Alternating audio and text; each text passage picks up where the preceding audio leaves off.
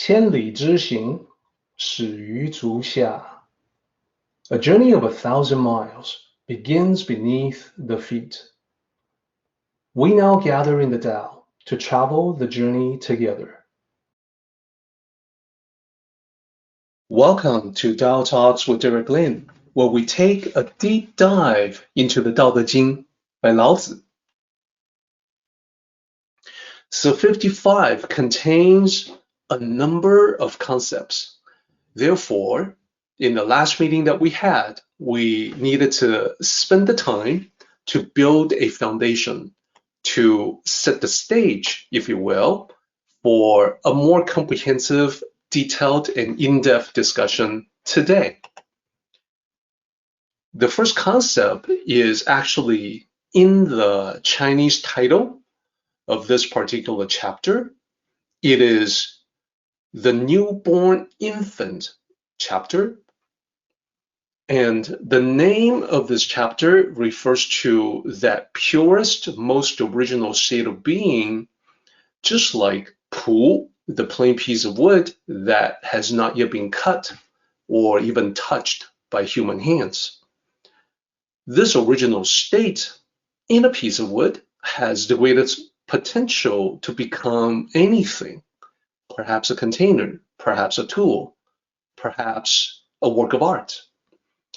In a similar way, the newborn infant in that most original state of being has the greatest potential to become anything. This is the feeling that I think we are familiar with when we see a baby. We can sense that vast potential, that the baby can become any kind of person. The future is unlimited. That is the vast potentiality of the Tao in manifestation in terms of a human being. And we've all been there. We've all been the newborn infant. So in a way, this is talking about us at our most original state. And the chapter has a lot to say about that. As usual, what we did with this chapter was that we divided it up into sections, using the repeating characters as a clue to help us identify what the sections are. So strictly speaking, chapter 55 is actually divided into two halves, the top half and the bottom half. In the first half, that ranges from line 1 to line 11, it's all about the newborn infant. It's focusing on the various aspects, characteristics of the newborn. So at the first part, the first half of a half, or the first quarter, the subsection 1, if you will, it is described as the newborn infants being protected. Now, that isn't all that it says. At the very beginning in line 1, Lao Tzu compares people who are well cultivated in the virtues to the infants. So the infants are protected from all the dangers like insects, beasts, birds, etc. In the same way, those who are very well cultivated in virtues are protected from the dangers in life. So it is important for us to get through the metaphorical language to understand what that first section is saying about life. In section 2, Lao Tzu continues talking about the characteristics of the infant, and the repeating characters are actually also the important conclusions to focus on.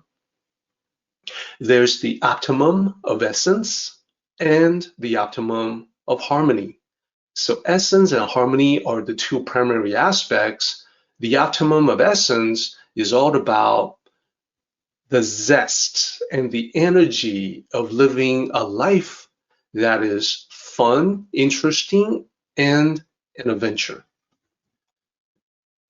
So the the idea in the Tao is a little different than some interpretations of the Buddhist view of life. In the traditional Buddhist view, life is seen as the bitter ocean where mortal beings are mired in the ocean of suffering. In the Tao, life is meant to be this learning, discovery, refining opportunity that we all possess, the journey that we're all on together. So that's why Lao Tzu is using the infant about to embark on a life, and the excitement, the curiosity, the sense of wonder, to magnify that, to have that apply to us. Our approach to life itself should be like that of the infant, looking at everything with that sense of fun. Harmony is just as important. In fact, in the lower second half of the chapter, harmony is established as the most important thing. In section 3, Lao Tzu describes a process where knowing harmony leads you to constancy, and knowing constancy leads you to clarity. I'll have more to say about that. And this is ground that we covered last time, because last time we were able to advance the line-by-line explanation all the way to line 15. 14 and 15 are two lines that speak of the same thing, just as line 12 and line 13 talk about the same thing, which is progression in the Tao. In that progression, you go from harmony to constancy to clarity. And clarity is an important concept as well, which I'm going to cover in greater detail when we do the recap. Then in 14 and 15, this is all about coming on too strong, being too aggressive, too much of anything, extremes, a bad idea. And extreme in terms of aggression is what causes a lot of the contention that we observe and witness in life. So Lao Tzu does have a lot to say about that. And in conclusion, in section 4, the final section, 3 lines where Lao Tzu is emphasizing that when you are too strong, too aggressive, too domineering, well, that's contrary to the Tao, and that quickly comes to an end. So that's an observation. At the bottom of this chapter, it is set up as a complement of the beginning. At the beginning, it's all about the child, the newborn child, full of life, full of promise. At the bottom of the chapter, it's all set up to be the complement, which is getting too strong, getting too aggressive, aging, withering, growing old, perishing. That's the very opposite of the beginning.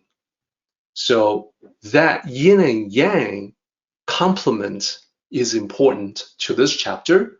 So please keep that in mind.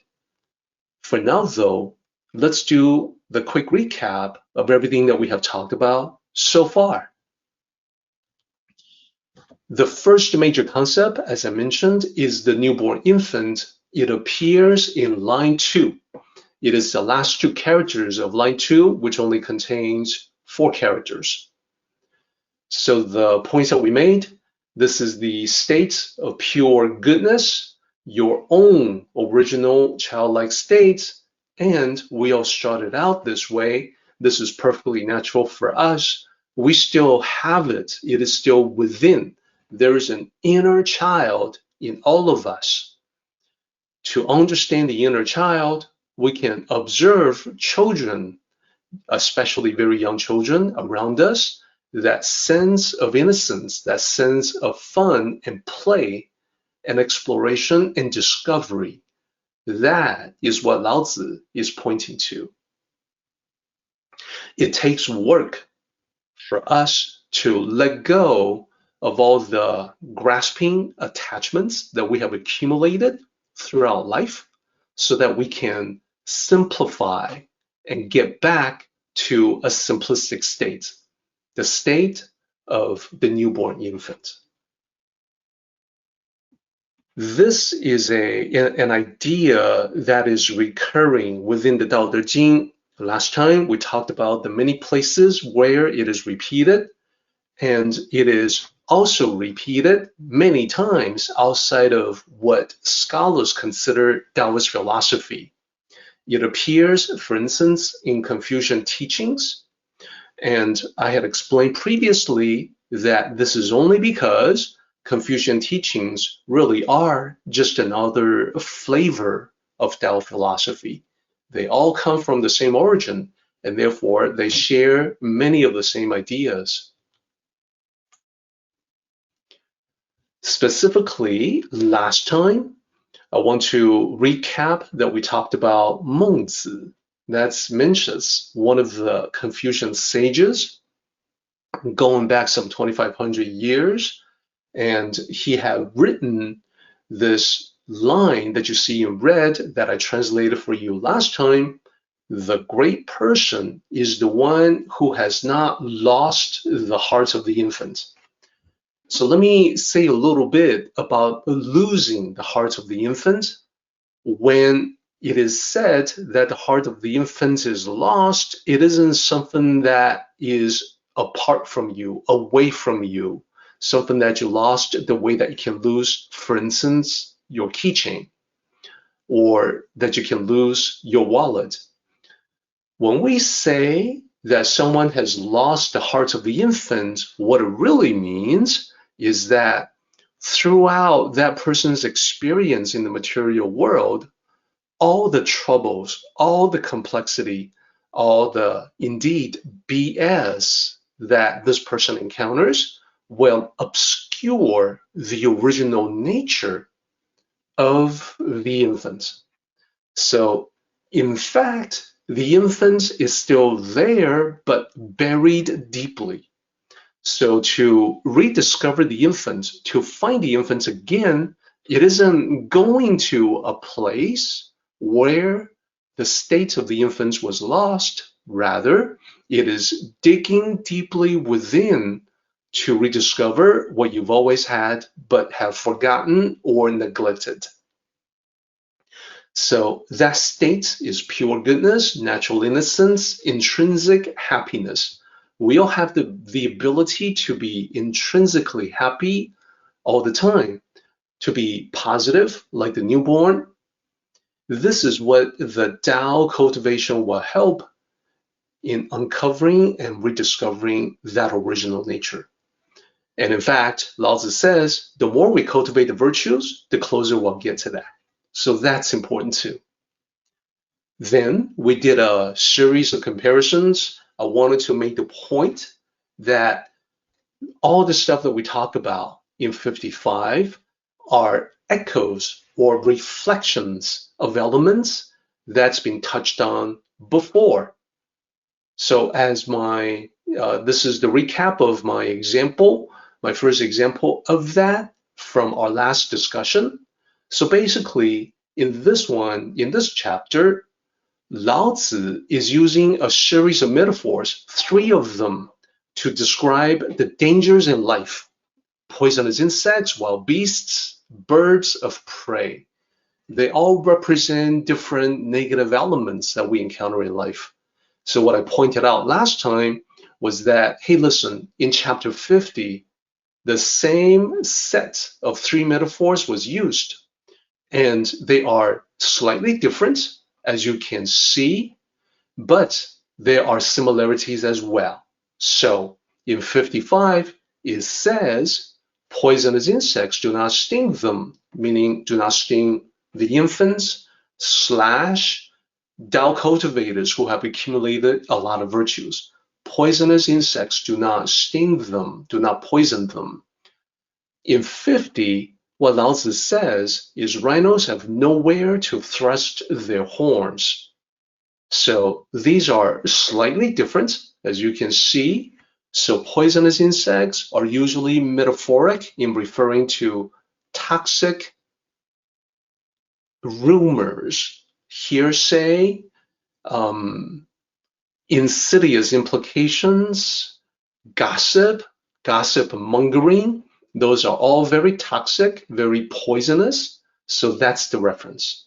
Whereas rhinos' sharp horns usually refer to the sharpness of critical remarks. Now, of course, gossip, rumors can also be highly critical. So there's definitely commonality between the metaphors from the two different chapters. The next metaphor has more in common than the other lines. In chapter 55, the second metaphor is wild beasts do not claw them being the infants or the Tao cultivators. In 50, it says tigers have nowhere to clasp their claws upon the people who are good at cultivating life or cultivating the Tao. So these are actually very similar statements. They are synonymous. Wild beasts instead of tigers, clasping the claws, that is metaphoric of a personal attack, a vicious personal attack. So it is compared to wild beasts clawing at you in chapter 55, whereas in 50 was tigers. Same kind of metaphor. Personal attacks. By cultivating the Tao, you can be protected from that. The last metaphor, the third metaphor in 55 is about birds of prey attacking. And this is a reference to the clawing, the grasping, greedy nature, the aggression from the aggressive behavior in attacking from the birds of prey. In 50, instead of birds of prey, it's about soldiers, hostile enemy soldiers who would like to cut you down with their blades. So different metaphors talking about similar things. And remember, in this chapter, it's all about that grasping, greedy, aggressive attack. Now, other elements from 55 have also been repeated throughout the Tao Te Ching in different chapters of the Tao Te Ching. So there was another echo or reflection that I wanted to point out last time when this chapter is talking about how the infants are soft and flexible. In line 6, it says, their bones are weak, tendons are soft. This is the reference to the softness and flexibility of the infants. Then I used the example from chapter 76. We haven't covered chapter 76 yet in the same level of details that we're doing now to 55, but 76 says, while alive, the body is soft and pliant. So newborns represents life. That's what it's telling us. Then further down in 76 in line 4, it says, while alive are soft and supple, referring to grass and trees. So the idea is life in general, when there's a life, there's a softness, there's a flexibility. It's not just animals, it's not just newborn infants, it's also plants, grass, and trees. So same idea. Remember, being alive implies having the softness and the flexibility to change. Nearing death is characterized by stiffness, unyielding stubbornness. So the more we exhibit a stubborn unwillingness to change, the more we exhibit the signs of nearing death. That's what that is saying. So with that, we go into line 12. This is where we get our hint that harmony is extremely important. Knowing harmony is said to be constancy. Constancy here is about that which is constant, that which is lasting. It is reflecting the eternal nature of the Tao. And this is going to come up again quite a few times as we get into the rest of the second half. Now, knowing harmony, this concept of knowing harmony is important by itself. It's the first two characters of line 12. And it's the straight translation of知和, the first two characters, literally knowing harmony, or that would be the literal translation of those first two characters. And it's not just harmonizing work and rest. Right before this, there's a reference about the newborn infants being able to cry all day and not being hoarse. And this is not just about that, it's about harmony everywhere else in life as well. So I want to focus on it for just a moment. This is one of those important concepts that gets repeated even more than the concept of the newborn infant. How do we harmonize our lives? We always have to start on the inside. Start by establishing your own harmony within. Only when you have that inner harmony will you have then the ability to let that expand outward. And usually the people who sense the difference in you the quickest and the most would be the people that you love. The people around you, the people who are closest to you. This can be family members, close friends, loved ones. These are the people who will feel and sense the harmony that you have established within. From the perspective of the Tao, Lao Tzu would always say, you want to, in particular, focus on family and loved ones. They are the most immediate reflection of you, of how much you have cultivated. So if the whole idea is about accumulating virtuous nature, a lot of virtues, to be one with virtuous nature, then you have to make sure that your family and loved ones reflect the amount of cultivation, the extent of cultivation that you have accomplished. So then later on, we're also going to encounter the concept over and over again that when we understand the Tao of harmony, we then possess the key to be constant, to make it last. And this is because the Tao is eternal, so that which is congruent with the Tao will be lasting, and that which is against the Tao cannot last, which is a point that's made many times, several times at the very end of this chapter. So when Tao sages want to impart the idea about the importance of harmony, especially in the family, what they would often do is to use stories to illustrate that concept. So I want to try to do the same thing by sharing a story with you that hopefully can illustrate it as well as the Tao sages themselves. Here, you're going to see the slide, New Year rice cake.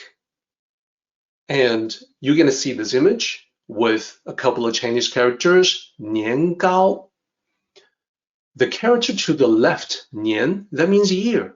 Specifically here, it means New Year celebration, New Year feast. And the character on the right, 糕, that means cake. In this case, cake that's made from rice. So this story is called New Year rice cake. Let me share it with you. Once upon a time, in ancient China, there was a family that was busy making preparations, getting ready to celebrate the Chinese New Year, which was coming right up.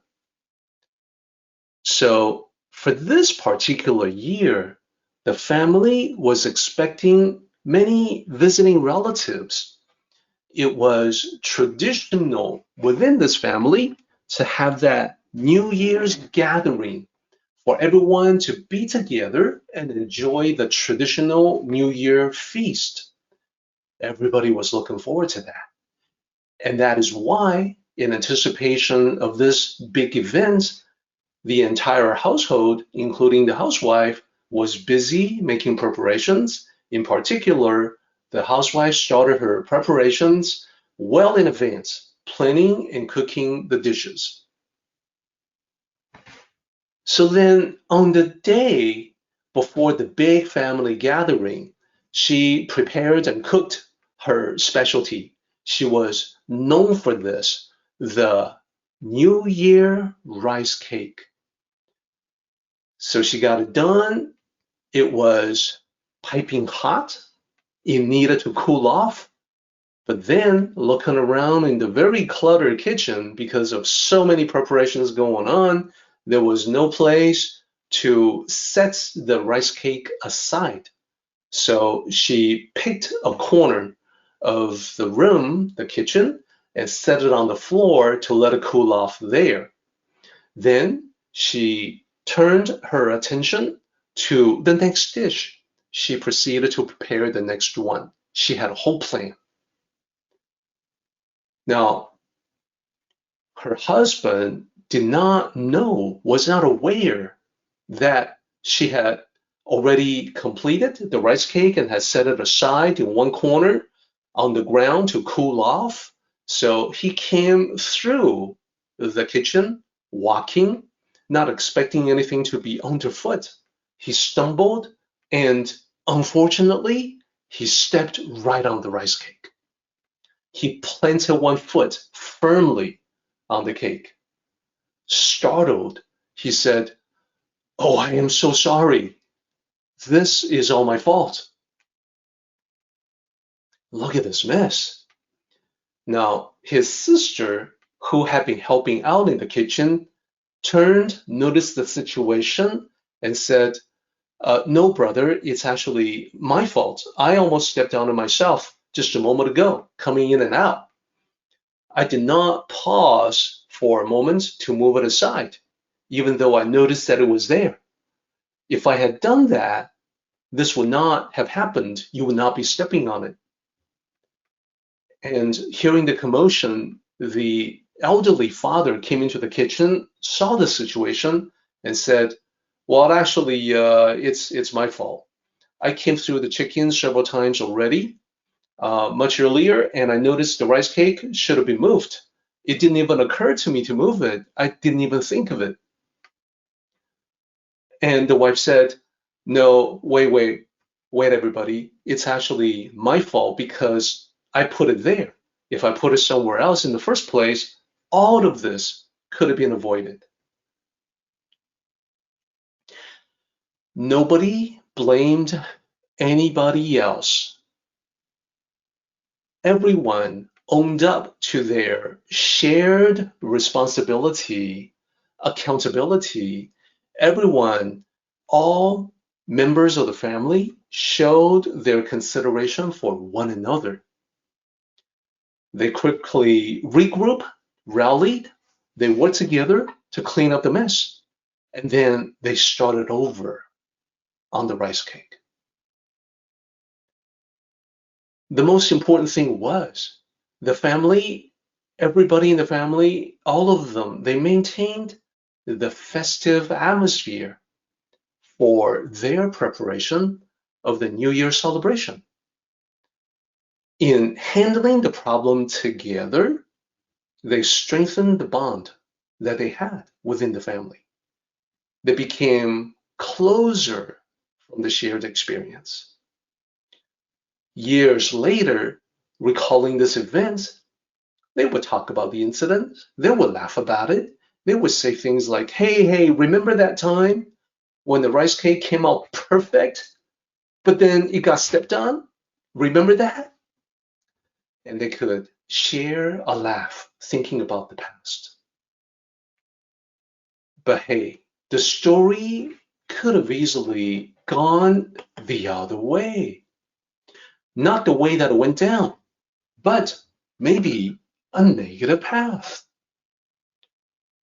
How could it turn out if, after the rice cake was stepped on, there was much commotion, yelling and screaming, finger pointing?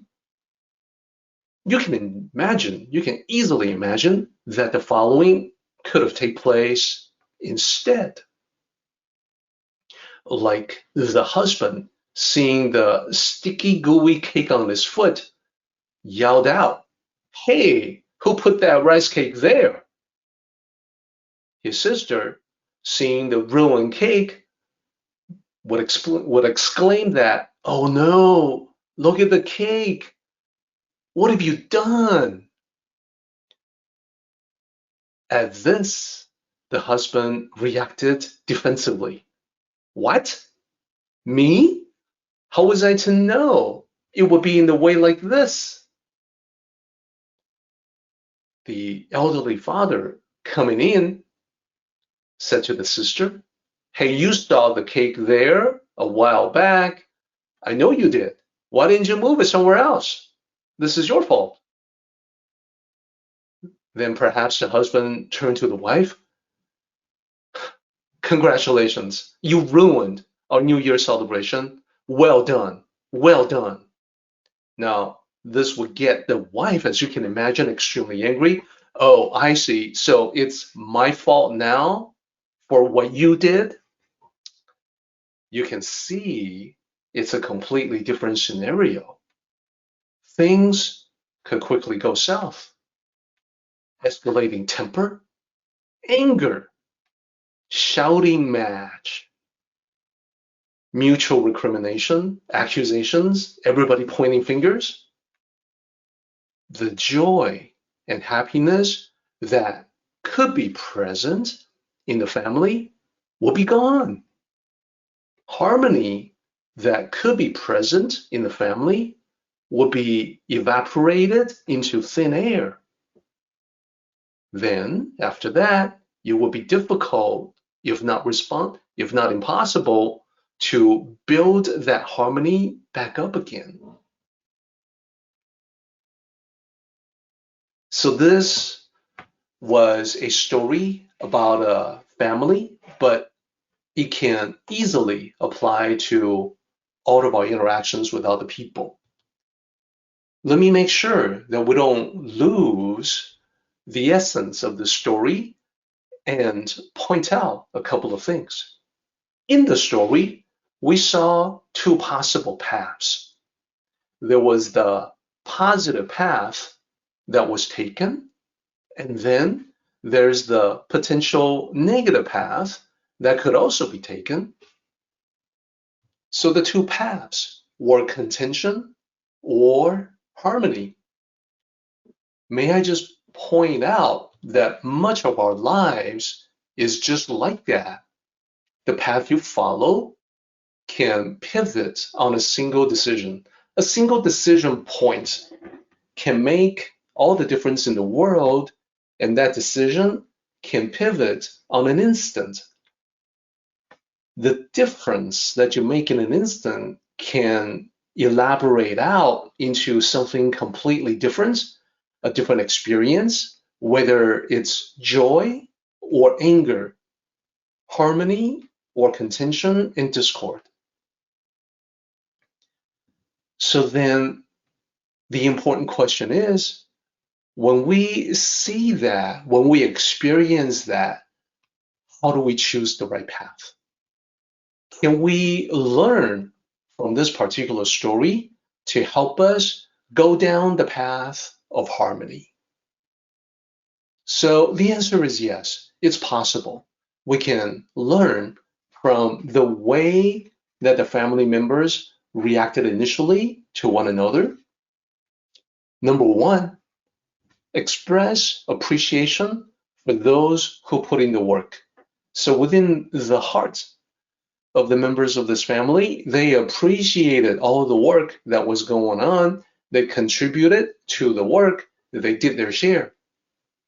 They knew that it wasn't easy, and they knew they needed to support one another. So number one, is appreciation.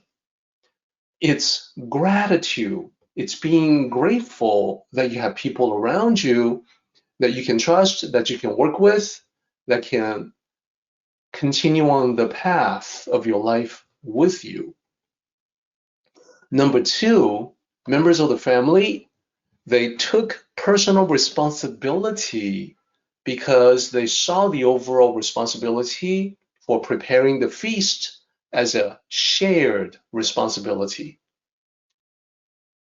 This is what we can also do when we encounter a potentially contingent situation that we want to remind ourselves to be part of the solution, not be part of the problem. As you saw, when family members started pointing fingers at one another, they all became part of the problem, not the solution. So responsibility is the second part. So then a third aspect of it has to do with respect. So every member of the family was willing to do more than their share. And it wasn't a situation like, well, I've done what I had to do. What the rest is all up to you. I'm done. No, they were all willing to do more. They were all willing to go the extra mile. And this is out of their mutual respect for one another. So if you think about the third factor, respect, along with responsibility and appreciation, these are all elements in harmony. These are all elements that lead to harmony. These are all elements to be understood in order to fully comprehend the Tao concept of harmony. So then we reference back to the line that started us down this road to discuss this particular family and their New Year preparations. Knowing harmony is said to be constancy.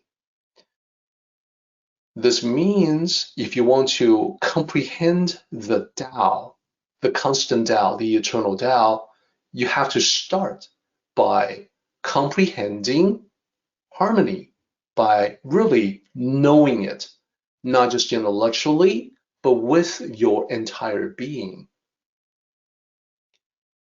In an instant, you can create harmony or contention that underscores the importance of that decision you can make. So that is a story that I wanted to share with everyone. The New Year rice cake. Let's get back to the Tao Te Ching. So that was line 12. Line 12 was knowing harmony is said to be constancy. Now, line 13, knowing constancy is said to be clarity. So now we should focus on the concept of constancy. So I've highlighted line 13, and I want to start out with the first character there, 知. Knowing means complete comprehension beyond scholarly intellectual understanding, because the scholarly style of understanding something is knowledge more so than wisdom. To have complete comprehension means that you have to understand not just intellectually, but also emotionally. Then the second character, the character for constancy, this is the character that oftentimes stands in place of the Tao, because the Tao is eternal, therefore it is the eternal constant.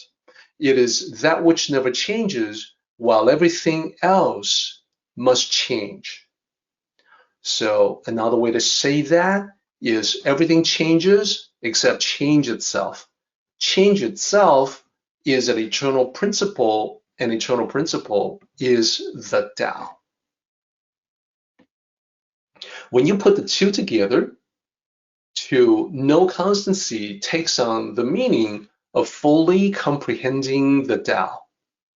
When you are able to fully comprehend the Tao, It just means you have attained spiritual clarity.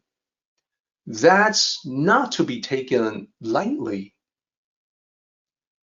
It's about spiritual awakening, illumination, or enlightenment in the Buddhist context. So in Buddhism, to become enlightened is an aspiration and a noble goal. The equivalent in the Tao is to gain spiritual clarity, to be able to wake up to the greater reality, to see through the illusions of the world, to become fully aware, fully cognizant of what truly is all around us in existence. So this concept is actually quite important, and this character is quite important. And I want to take you through the exploration of that character, Ming, the last character in line 13, the character that we translate as clarity. Let's focus on that. And the reason why we must focus on it is because spiritual clarity is all about seeing things clearly. So first of all, the pronunciation is easy. This character is Ming.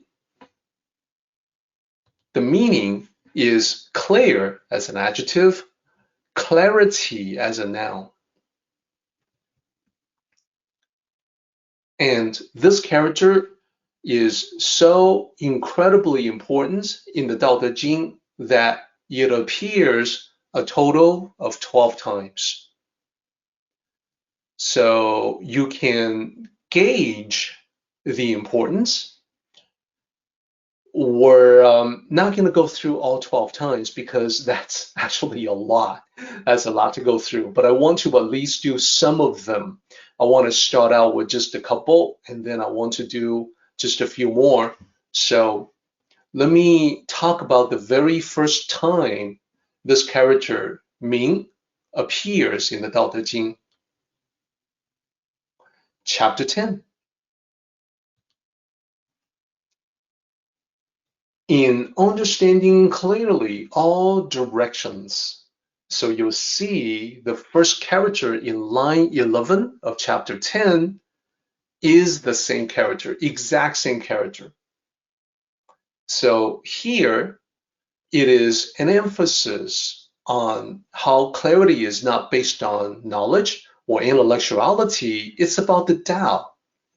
It's about wisdom, living life, experience, feeling, intuition. So that's the full context of clarity there. Then in chapter 16, it's used in a slightly different way, and it's used in a way that is very similar, in fact, exactly the same as what we're talking about here. Chapter 16 has the precise reiteration of this line that we just went through. Knowing constancy is called clarity. So remember, this is the equivalent to enlightenment, spiritual clarity, spiritual awakening. So there's just, I just want to use a few more. So rather than all 12, this will give you a pretty good idea the overall context and how this character is used in a very consistent way throughout the Tao Te Ching. In chapter 22, line 9 says, without flaunting themselves, and so are seen clearly. So this line has double meaning. On the one hand, it's basically saying that those people who are humble, people who don't flaunt, they are seen clearly by others because most everyone will manifest their ego and become arrogant at one point or another. Those who do not actually stand out as the people who don't bother with all the ego-driven tricks of flaunting oneself. So ironically, they are seen clearly by people more clearly than those who flaunt, because they are different. They're Tao cultivators, they're naturally humble. The other side of it is that they themselves, the Tao cultivators themselves, are also the ones who possess the clarity of self-awareness and self-understanding. So moving on, we also have another example from chapter 24, and it's interesting, 22 and 24 are not far apart, and 24 is actually using the same idea but in reverse. Rather than to talk about those who don't flaunt themselves, that's in 22. In 24, it's talking about those who do flaunt, those who are arrogant or ego-driven. Those who flaunt themselves are not clear. So this is just an emphasis as a reinforcing statement in the reverse direction. So the same double meaning is persisting here as well. Those who flaunt will be dismissed by other people. Yeah, just another show off, just another arrogant person. What's so different about them? What's so special? They can be dismissed from attention. And then by the same token, on the flip side of it, those who flaunt, they are also the ones that lack the clarity of self-knowledge. They don't really know themselves. They haven't cultivated the Tao to that extent. Therefore, they flaunt. And then the last example that I'll use, this will make it the basically 5 examples out of 12. I think that's sufficient for everyone to get the idea. In chapter 27, line 10 says, this is called following enlightenment. So this is exactly as I was talking about before, that clarity is associated with illumination. When there's spiritual illumination, it means just like physical illumination, you can see everything much better, much more clearly. It links clarity, therefore, to spiritual awakening, spiritual illumination, thus enlightenment. And it follows logically from the meaning of Ming as spiritually clear. So these are the examples that I wanted to highlight about this very important character. And now I think it is time for us to take a short break.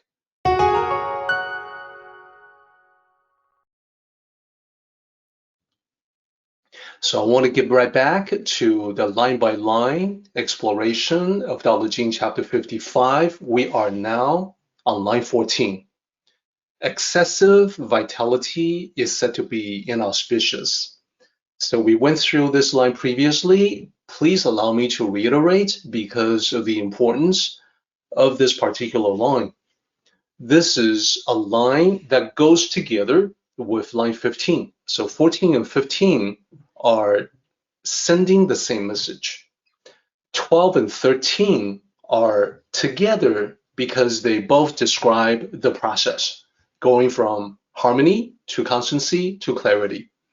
14 and 15 are talking about the same thing, and this is something that where the actual meaning is different from what the words appear to say according to a modern Mandarin interpretation.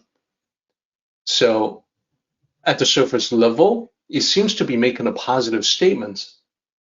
Beneficial living is said to be auspicious. That sounds pretty good, but it's the exact opposite of the original intended meaning. And we know this because of the centuries of commentary on this particular line. So the first character in this ancient context, it means too much. It doesn't mean beneficial. And the very last character, it's actually a negative context, like a disaster, not a positive. It's inauspicious. It is not auspicious. So this makes it go together with the next line, which is where we landed last time, what we finished last time. Mind overusing energy is said to be aggressive. These two lines are both talking about how too much power, too much aggression is a bad thing. So we can break down this line. There are 5 characters. The first character means mind or heart. Second character means to use. The third character, qi, that's the qi energy that we speak of when we practice qi gong or tai chi. Then the fourth character said to be called, and then the last character usually means strength. Here it means aggressive, as being too forceful. And therefore 14 and 15 together, this line matches the previous line in speaking against excess. Excess in aggression, excess in strength. Anything that is too strong, too powerful, too aggressive has got to be negative. And here, the second character, it means overuse. It means using too much. Typically in Mandarin, it just means use. And then the last character, as I said, it means too forceful. Not just strong, not just powerful, but too much so. So here, the importance is harmony. This is the reverse way that Lao Tzu talks about the negativity of too much aggression. He wants to express how important it is to establish harmony. He talks about how harmony leads to constancy, and constancy leads to clarity. And the warning that he issues about too much aggression is that it is inauspicious, it is unfortunate, it is disastrous. With all this, looking at this section, looking at these 4 lines, the natural question that one might ask is, how do we in life minimize aggression and maximize harmony? And we can legitimately ask that question because the second part of this section we're looking at warns against aggression, and the first part of it highlights the importance of harmony. So it's natural for us to want more of the one than the other, more harmony, less aggression.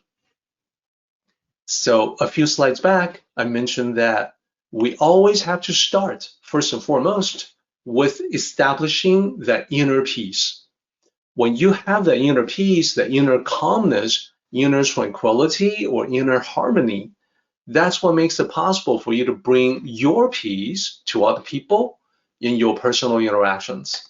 So now, this goes beyond just the family members, the loved ones that we were talking about a little earlier. In our previous story, it was all about family members demonstrating their love, their bond, their shared responsibilities with one another. Here, it's beyond that. It's about how you interact with people who are outside of that small sphere, outside of your closest personal relationships. So overall, the idea about how to have more harmony, less aggression, is that Lao Tzu would point out that you must hold to the truth, meaning the Tao, meaning rational reasoning, hold to the truth internally, but then you must also use harmony externally. So that is laid out in a very specific way. And let me just point out, it is not intuitively obvious because what it's saying is that hold on to the truth internally, don't necessarily use it externally. And then use the harmony that you have within to external effect with other people. So I realize that this whole idea can be a little difficult to come to grips with. And that is why I would like to share yet another story to illustrate how this works. I think it can serve as an example to really drive home the point. And many of the stories that I relay from the Tao tradition are ancient stories. This particular one is more modern and has become popular in recent years. So the name of the story, as you can see, milk tea. This is in reference to a cafe in Taiwan that is known for great service. And one of the items in their menu is this delicious tea that people like to sip with a bit of milk. So one day there was a customer at this cafe who had a problem. See, he raised his voice. He seemed upset. He gestured. He called for the waitress to come over. Miss, come here right now. So of course, other people around him, other customers heard him, and they were all curious as to what was happening. Hey, why is he making a big deal? What's going on? So this customer, this irate customer, upon getting the attention of the waitress, pointed to his milk tea. And the waitress looked, and there were many white specks of flakes, curdled milk floating in it, swirling around. So the customer was displeased. He said, look, I poured a little bit of milk in it, and this is what happened. Obviously, your milk has gone bad. Now, I can't drink this tea at all. It's totally ruined. You gotta do something about this. The waitress immediately apologized. She said, I'm very sorry about that. Sir, I'll get you a new one right away.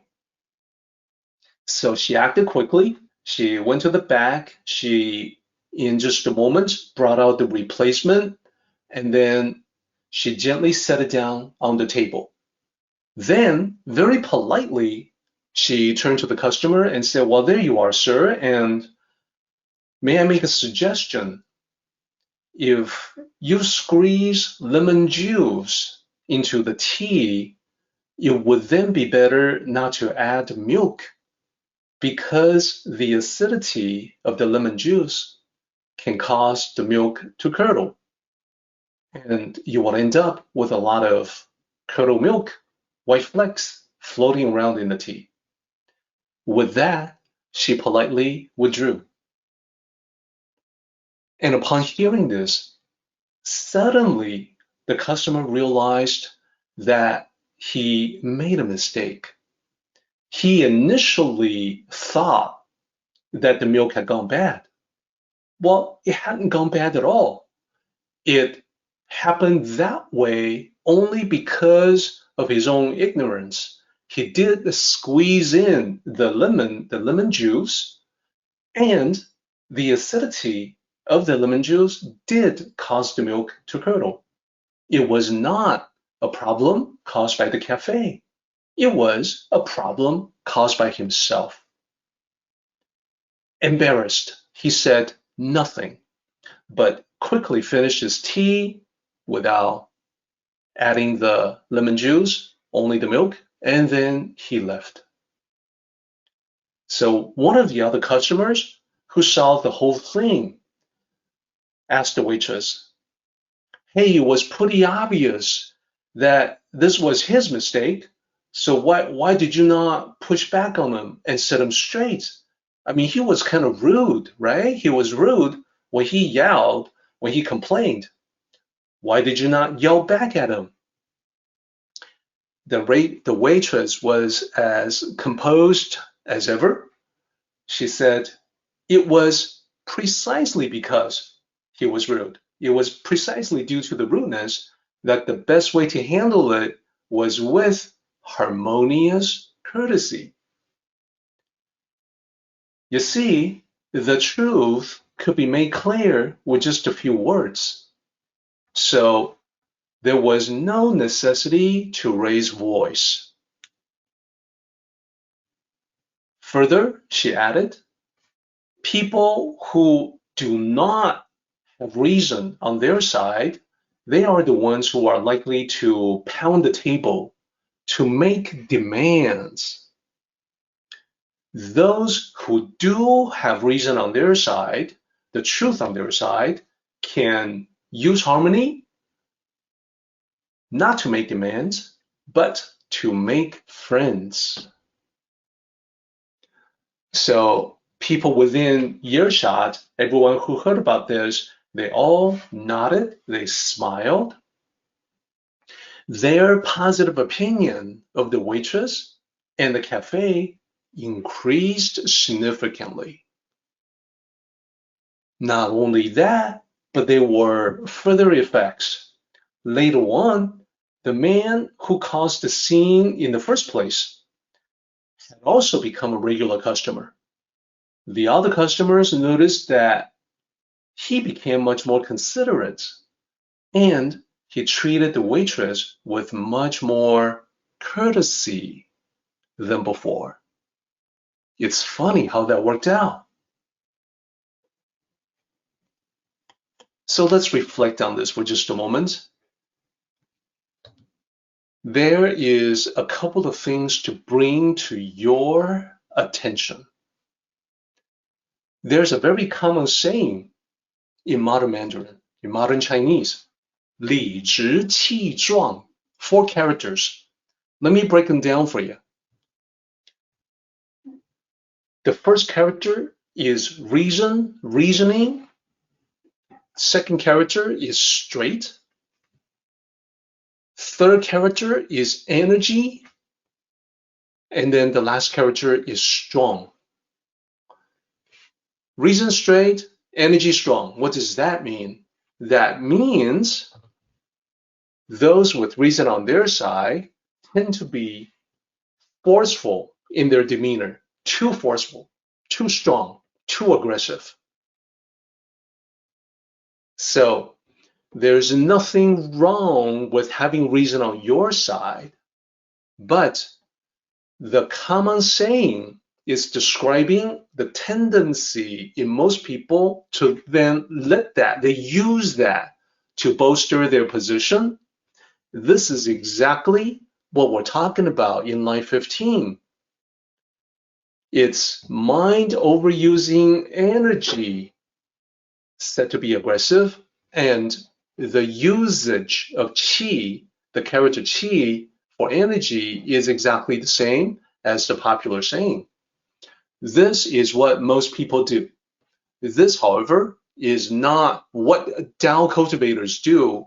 Because of this chapter, Tao cultivators know that this is something that one should not do, and indeed should watch out for.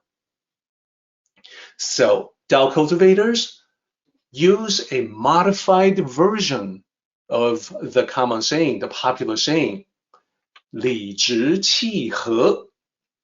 When you compare the characters, you're going to see that the first 3 characters are exactly the same, and the only thing different is the last character, the 4th character. So the literal transcription is going to be the same for the first 3 characters, and then for the last character, it changes.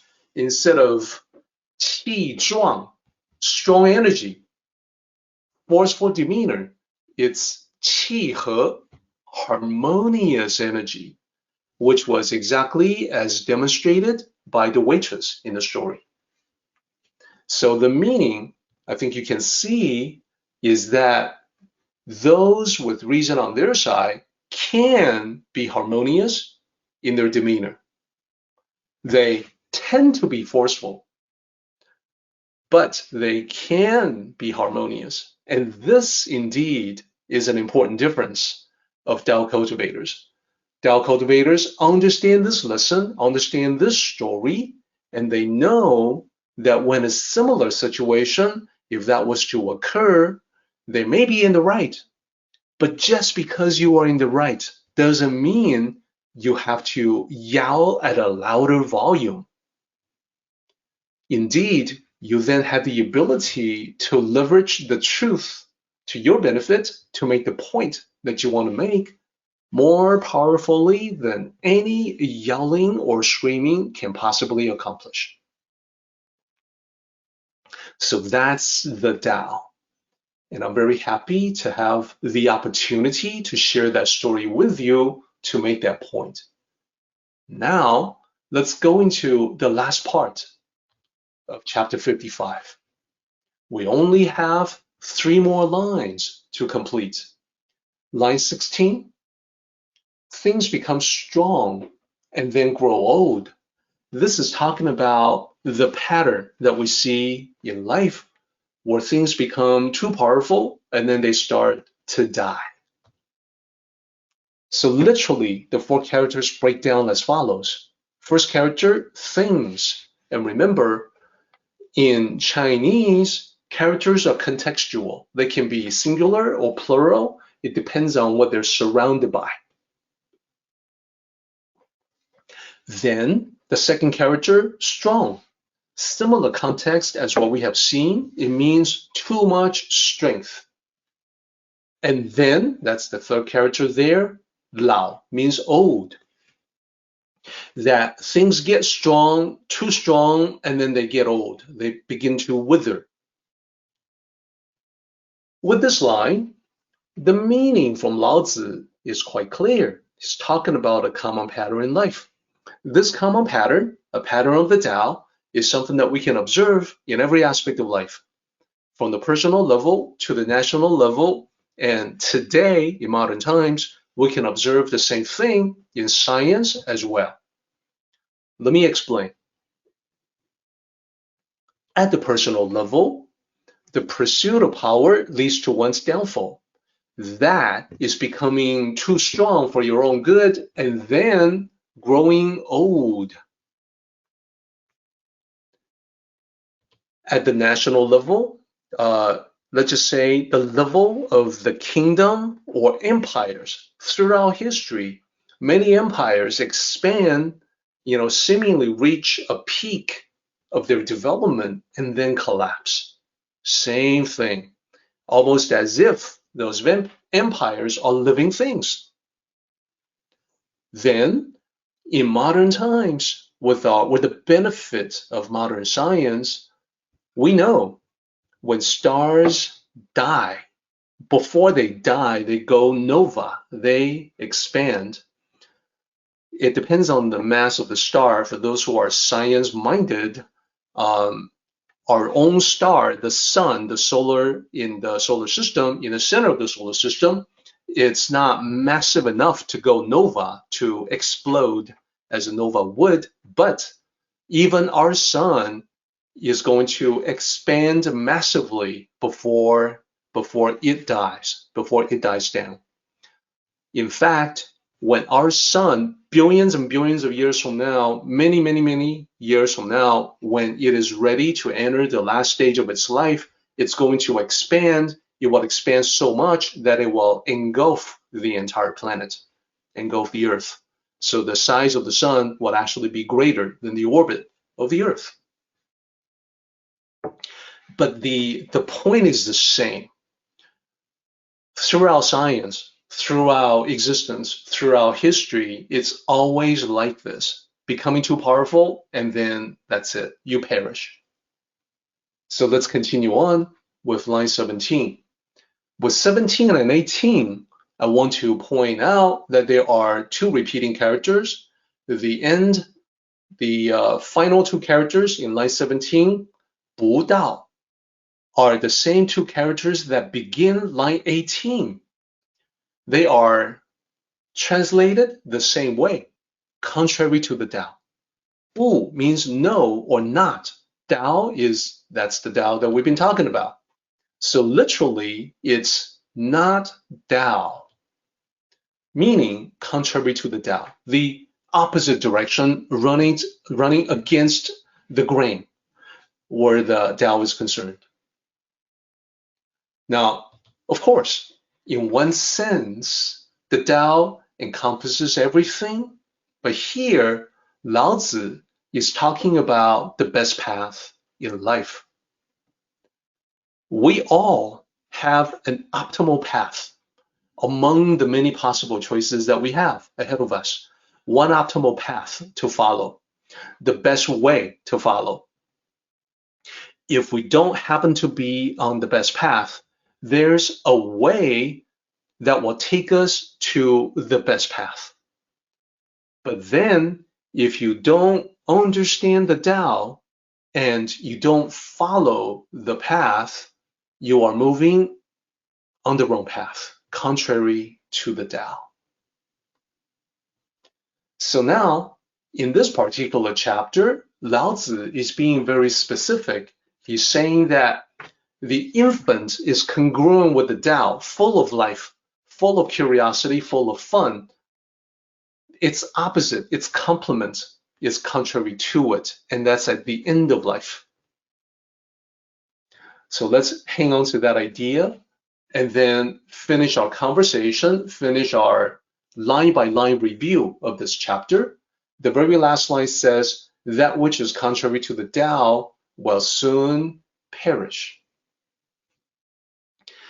When we say that which is contrary to the Tao will soon perish, the meaning is clear enough. I want to point out that we can say it the opposite way.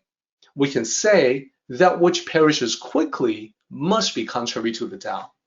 So you can say it in two different ways. They both make a lot of sense. You can use this idea to judge what is and isn't in accordance with the Tao. The Tao is eternal. Those who cultivate the Tao correctly will reflect its constant nature and become lasting. So if there's goodness in your life and it continues on, it's something that's been around for quite some time and will be around indefinitely, you can point to that and identify it with the Tao. On the other hand, if you look around and you observe people who are obviously acting contrary to the Tao, let's just use some examples. Those who go against the Tao, bullies, cheats, people who are violent, etc. The bad people, the people who exhibit negativity in life. Usually they do that. The bullying, the cheating, being violent, etc. Usually they do that in order to gain an advantage, some kind of advantage. But whatever advantage they gain, we can observe and notice that those advantages never last. They're transient, they're impermanent, and that's a sure sign that these people and what they do is against the Tao. They don't last. No lasting power. Now, I want to further point out one thing about the last line. In 55, the last line is exactly as you see, line 18, that which is contrary to the Tao will soon perish. Before that, we have line 16 and line 17. All three lines are together in that section. So line 16 says, things become strong and then grow old. This is called contrary to the Tao. And then the last line, that which is contrary to the Tao will soon perish. So I just want to let everybody know that in chapter 13, we had almost identical expression, same idea. And this is a very good indication that Laozi believes this wholeheartedly, and this is such a constant, consistent principle in the Tao that he talks about it twice. Once in chapter 30, then again in chapter 55. So take a look at the expression of the same idea in chapter 30. You'll see the translation is slightly different. That's okay. The meaning that these lines convey is exactly the same. In chapter 30, I translated as things become strong and then get old. This is called contrary to the Tao. that which is contrary to the Tao soon ends. So the verbiage is a little bit different. Get old instead of grow old. The meaning is the same. The second line is exactly the same in translation. In the original, it varies by one character. Then the third line, that which is contrary to the Tao will soon perish or soon ends. Again, same meaning. So this brings us to our conclusion. Let's go ahead and finish up this particular chapter.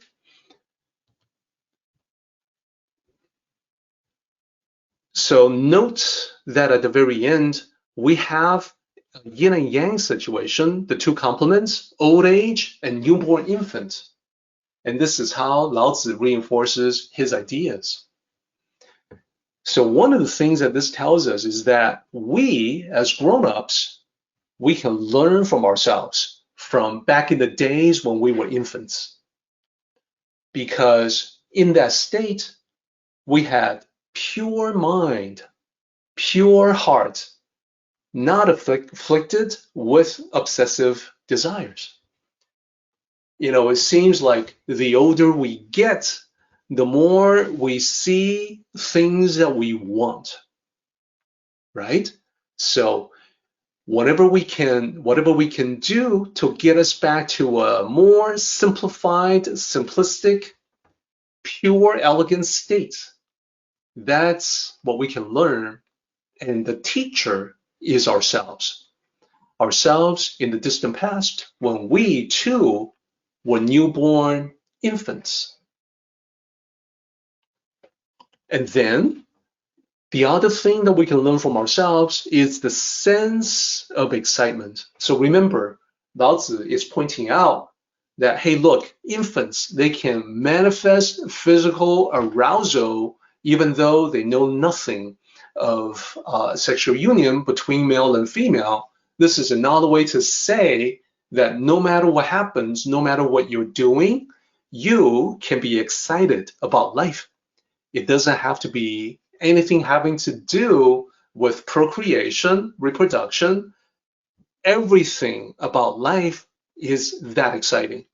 Everything about life can be explored. We should live life with zest and enjoyment. Then finally, there's a lot of talk throughout this chapter about energy being lasting in terms of utilization of energy, the cultivation of one's essence. So we want to talk about the vitality of youth, to have the energy to keep going, right? So let's express the conclusion in the following way. First, in order to be lasting, we must act in accordance with the Tao. The Tao can be represented by newborn infants. This is how this particular chapter begins. So to return to that state, the newborn infants, we must cultivate virtues. That's the very first line where Lao Tzu says those who have a lot of virtues, they're like the newborn infants. Number 4, an abundance of virtues is the foundation for harmony. Today, we went through a couple of stories focusing on family, not just focusing on harmony within the family, as well as harmony in your daily interactions with other people who are not necessarily members of your family, but people that you should treat kindly, harmoniously, with compassion. And the reason for that is because harmony is the most important key in the Tao. So this, everybody, concludes our line-by-line discussion of 55. I think you may agree with me when I say that we have left no stone unturned in discussing this particular chapter. So we're nearing the end of our time together today, so I do want to jump ahead to the summary for our discussion. We haven't yet done the paraphrase or the full circle. We will save that for next time before we get into chapter 56. So that is the plan. In summary, we are always interested in talking about how to apply the Tao to life. Last time, the summary that I offered was the 3 points about how the Tao protects you in a natural way. I even said that, listen, you don't need to pray for protection. If you cultivate the Tao will naturally protect you without you having to request protection. So the 3 aspects that we talked about last time, the poisonous insects, we can see that this has a lot to do with toxic elements in daily communication, gossip, rumors, insinuations, and so on. Those will have no effect on you because you're protected by the Tao. People don't believe in them. Number 2, the wild beasts, the personal attacks, the vicious personal attacks, the ferocious personal attacks cannot damage you because you know who you are. You're spiritually powerful. You are self-aware. The Tao protects you in that sense. And then number 3, the greedy, grasping aggression from the birds of prey. Again, have no effect on you. People don't have leverage over you. So these 3 elements together were the summary from last time. What about today? Let's take a look. Summary for today, as you heard in our analysis of the last part, it always goes back to the key idea of returning to the state of the infant. So there are multiple elements. What I have done is that I have combined 2 lines together as one thing. So on the right-hand side, that's a reminder from the original text. The first element is gentle and firm. This is referencing the description from Lao Tzu about how babies are soft and flexible, and yet they have a firm grasp. So in living life, you want to be gentle and firm, soft, flexible, but firm in your resolve. The metaphor that I'm using here is flow with the softness of water, because water is the softest thing there is. Persist with the power of the glacier. Glacier moves ever forward in sort of a one-track, single-minded direction. It knows where it's going. There's no stopping the glacier. And yet, what is the glacier but water? It's water in a different form. So yes, you too can be gentle and firm as you go about your own realization of your vision or dream. Number 2, energetic and harmonious. And this is, of course, referencing how the baby is excited, excitable about life, and also is harmonious, can exhibit harmony. You know, babies don't have a sense of separation, judgment. Babies can get along with anybody. So live in accordance with the Tao for optimal energy.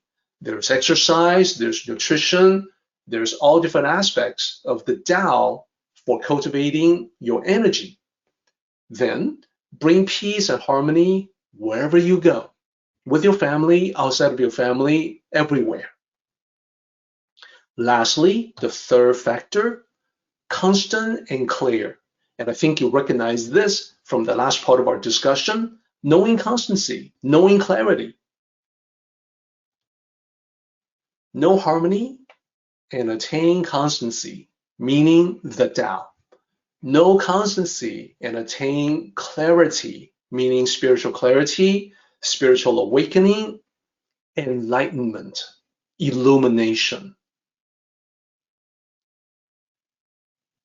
So everything kind of comes together.